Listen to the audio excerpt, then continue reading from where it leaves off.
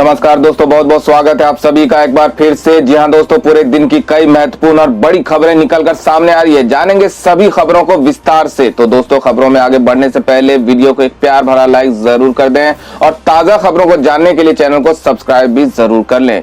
तो देखते हैं पहली बड़ी खबर क्या निकल कर आ रही है। राज्यसभा से महिला पास, पक्ष में 215 तो विरोध में पड़े 0 वोट। बता दें कि लोकसभा में पास होने के बाद अब महिला आरक्षण बिल या आज यानी 21 सितंबर को राज्यसभा से भी पास हो गया है। बिल के पक्ष में 215 वोट पड़े, जबकि किसी ने भी बिल के खिलाफ वोट नहीं डाला।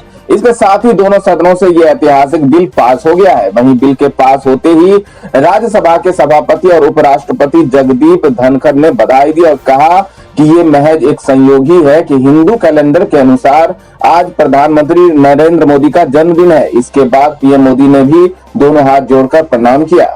वहीं प्रधानमंत्री नरेंद्र मोदी ने गुरुवार को कहा कि संसद द्वारा महिला आरक्षण विधेयक पारित होने से देश के लोगों में एक नया विश्वास पैदा होगा।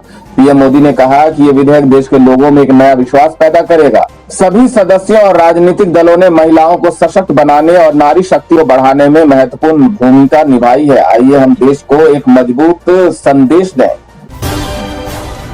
खालिस्तानी आतंकियों के लिए सुरक्षित ठिकाना बन रहा कनाडा, भारत के साथ विवाद पर विदेश मंत्रालय ने कहा।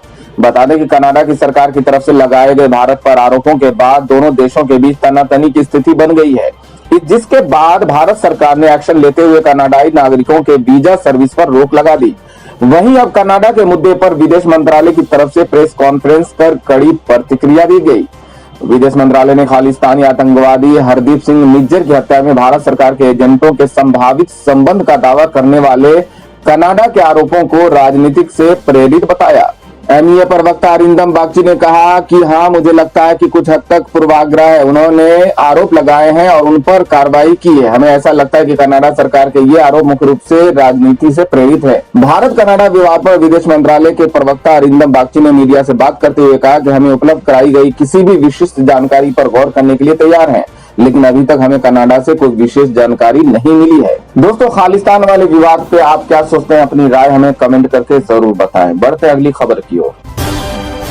सोशल मीडिया पर पीएम नरेंद्र मोदी का जलवा कायम, अब व्हाट्सएप पर बनाया ये रिकॉर्ड। बता दें कि सोशल मीडिया प्लेटफॉर्म पर प्रधानमंत्री नरेंद्र मोदी का जलवा कायम है। हाल ही में उन्होंने व्हाट्सएप चैनल बनाया, जिसके एक ही दिन में 10 लाख यानी 1 मिलियन से ज्यादा सब्सक्राइबर्स हो गए हैं। ये अपने आप में एक रिकॉर्ड है। पीएम मोदी ने अपने चैनल पर पहली पोस्ट लिखते हुए कहा कि व्हाट्सएप कम्युनिटी में शामिल होकर रोमांचित हूं। ये निरंतर बातचीत की हमारी यात्रा में एक और कदम है, आइए यहाँ जुड़े रहें। इसके साथ ही उन्होंने चैनल में अपनी एक तस्वीर पोस्ट की, जिसमें वो नए संसद भवन स्थित अपने दफ्तर में काम कर रहे हैं। इस पंजाबी सिंगर ने रद्द किया कनाडा टूर, कहा वहां गाना गाने वाले हालात नहीं। बता दें कि भारत और कनाडा के खराब रिश्ते का असर म्यूजिक इंडस्ट्री पर भी पड़ रहा है। अब मशहूर पंजाबी सिंगर शंकर साहनी ने अपने कनाडा टूर को कैंसिल करने का ऐलान किया। उन्होंने दावा किया है कि कनाडा में अब ऐसे हालात नहीं है कि वहां पर गाना गाया जा सके। वही हाल ही में पंजाबी सिंगर शुभ ने भारत को लेकर विवादित पोस्ट किया था। शंकर ने उन्हें भी सलाह दे डाली। उन्होंने कहा कि शुभ या किसी अन्य सिंगर को ऐसे विवाद में नहीं पड़ना चाहिए। हम अपनी कला से नाम कमाते हैं, इन सब चीजों से नहीं। उन्होंने कहा अभी कनाडा में गाना गाने वाला माहौल नहीं है, इस वजह से वो अब वहां नहीं जा रहे। पिछले महीने ही उन्होंने टोरंटो गाना गाया था, जिसको लोगों ने काफी पसंद किया था। वहीं दूसरी ओर उन्होंने उम्मीद जताई कि दोनों देशों में जल्द ही अच्छे रिश्ते कायम होंगे। भारत ने वीजा पर क्यों लगाई रोक? विदेश मंत्रालय ने बताया सही कारण। बता दें कि विदेश मंत्रालय ने गुरुवार को कहा कि कनाडाई नागरिक भारतीय वीजा के लिए आवेदन नहीं कर पाएगा, भले ही वो किसी अन्य देश में रह रहा हो। विदेश मंत्रालय के प्रवक्ता अरिंदम बागची ने कहा कि अन्य देशों से आवेदन करने वाले कनाडाई लोगों को भी कोई वीजा नहीं दिया जाएगा। ये कनाडा में वीजा सेवाओं के निलंबन के अतिरिक्त है, जिसकी घोषणा आज सुबह की गई थी। विदेश मंत्रालय ने कहा कि उच्चायोग और वाणिज्य दूतावासों में अधिकारियों द्वारा सामना किए जा रहे सुरक्षा खतरों ने उनके कामकाज को बाधित कर दिया है, जिसके परिणाम स्वरूप वीजा सेवाएं रोक दी गई है। हमारे उच्चायोग और वाणिज्य दूतावास अस्थायी रूप से वीजा आवेदनों पर कार्रवाई करने में असमर्थ हैं। हम नियमित रूप से स्थिति की समीक्षा करेंगे। कनाडा में भारतीय वाणिज्य दूतावास में सुरक्षा बढ़ाने के बारे में बागची ने कहा कि हमने हमेशा माना है कि सुरक्षा प्रदान करना मेजबान सरकार की जिम्मेदारी है। कुछ जगहों पर हमारी अपनी सुरक्षा व्यवस्था भी है, लेकिन मैं सुरक्षा पर चर्चा नहीं करना चाहता। सार्वजनिक रूप से ये उचित स्थिति नहीं है। अरिंदम बागची ने कहा कि खालिस्तानी आतंकवादियों को कनाडा में सुरक्षित ठिकाना मुहैया कराया जा रहा है। हम चाहते हैं कि कनाडाई सरकार ऐसा न करे और उन लोगों के खिलाफ कार्रवाई करे जिन पर आतंकवाद के आरोप हैं, या उन्हें न्याय का सामना करने के लिए भारत भेज दे। देश में 290 स्थानों पर लगाए जाएंगे श्री राम स्तंभ। अशोक सिंघल फाउंडेशन उठाएगा सारा खर्च। बता दें कि अयोध्या में भव्य राम मंदिर का निर्माण कार्य जारी है। उम्मीद जताई जा रही है कि अगले साल की शुरुआत में उसे आम जनता के लिए खोल दिया जाएगा।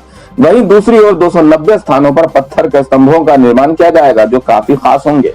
मामले में श्री राम जन्मस्थली तीर्थ क्षेत्र के महासचिव चंपत राय ने कहा कि 290 स्थानों पर पत्थर के स्तंभों का निर्माण किया जाएगा, जो भगवान राम के जीवन और महत्व को दिखाएंगे। खास बात यह है कि यह निर्माण सरकारी खर्च पर नहीं होगा। इसका पूरा खर्च अशोक सिंघल फाउंडेशन वहन करेगा।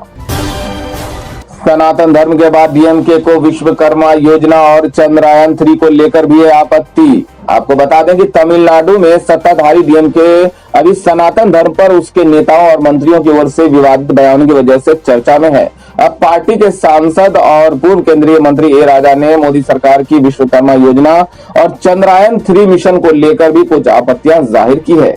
डीएमके के सांसद को लगता है कि केंद्र सरकार चंद्रयान 3 की सफलता को अवैज्ञानिक रंग देने की कोशिश कर रही है। उसके मुताबिक इसके बजाय सरकार को भारत के बढ़ते वैज्ञानिक शक्ति को समाज में के बीच में ले जाना चाहिए। संसद के विशेष सत्र के दौरान लोकसभा में गुरुवार को चंद्रयान 3 मिशन की सफलता पर चर्चा में भाग लेते हुए उन्होंने कहा कि जिस ब्रह्मांड और आकाश गंगा को 1950 तक पहेली समझा जाता था, उस क्षेत्र में भारत दुनिया के 4 सुपर पावरों में शामिल हो गया है, जिसमें अमेरिका, रूस और चीन है। उन्होंने दावा किया कि चंद्रयान के सही कक्षा में स्थापित होने से पौराणिक भ्रम दूर हो गया है और ये द्रविड़ अवधारणा की कामयाबी है। उन्होंने वैज्ञानिकता पर जोर देते हुए कहा कि मेरा सरकार से अनुरोध है कि चंद्रयान को कोई अवैज्ञानिक रंग न दे। अमेरिका, सोवियत संघ, चीन ने ऐसा नहीं करता है। कृपया चंद्रयान 3 के लिए विक्रम साराभाई का नाम रखें। बल्कि यही नहीं, राजा ने चंद्रयान 3 की सफलता और पिछले 17 सितंबर से शुरू हुई विश्वकर्मा योजना को लेकर भी मोदी सरकार को विरोधाभासी साबित करने की कोशिश की है। डीएम के नेता ने कहा, मुझे लगता है कि एक तरफ आप चंद्रयान को अंतरिक्ष में भेज रहे हैं और आपका दिल और दिमाग कहीं और है। ये विरोधाभास है। एक तरफ प्रधानमंत्री चंद्रयान 3 के लिए उल्लास से भरे थे और दूसरी तरफ वो विश्वकर्मा योजना को लॉन्च करके बहुत गौरवान्वित थे। डीएम के नेता के मुताबिक पीएम विश्वकर्मा योजना पारंपरिक शिल्प कौशल में जुड़े लोगों को, जैसे कि नाई और सुनारों को, उन्हीं पेशों में बने रहने के लिए प्रोत्साहित करती है। लेकिन राजा के बयान पर बीजेपी सांसद निशिकांत दुबे ने आपत्ति की और कहा कि संविधान का अनुच्छेद 25 सभी को अपनी पसंद के धर्म के पालन करने की अनुमति देता है और कोई भी व्यक्ति उसकी धार्मिक आस्था पर सवाल नहीं उठा सकता। गृह मंत्री से मिले सुखबीर सिंह बादल, कहा कनाडा में रहने वालों में बढ़ रही है दहशत। बता दें कि भारत और कनाडा के रिश्तों में तनाव लगातार बढ़ता जा रहा है। इस बीच पंजाब के पूर्व सीएम और अकाली दल के अध्यक्ष सुखबीर सिंह बादल ने केंद्रीय गृह मंत्री अमित शाह से मुलाकात की। साथ ही उन्होंने हालिया घटनाक्रम पर चिंता जताई। उन्होंने दावा किया कि भारत कनाडा के खराब रिश्ते का असर वहां पर रहने वाले भारतीयों पर पड़ रहा है। उन्होंने आगे कहा कि भारत के कई छात्र जो कनाडा में पढ़ रहे हैं, वे चिंतित है कि अगर उनका वीजा अस्वीकार कर दिया गया तो क्या होगा। मुझे छात्रों से कई फोन आए हैं कि आगे क्या होगा, कनाडा में उनकी पढ़ाई कैसे पूरी होगी। हालिया घटनाक्रमों से दहशत बढ़ती जा रही है, इससे व्यापक प्रतिक्रिया होगी।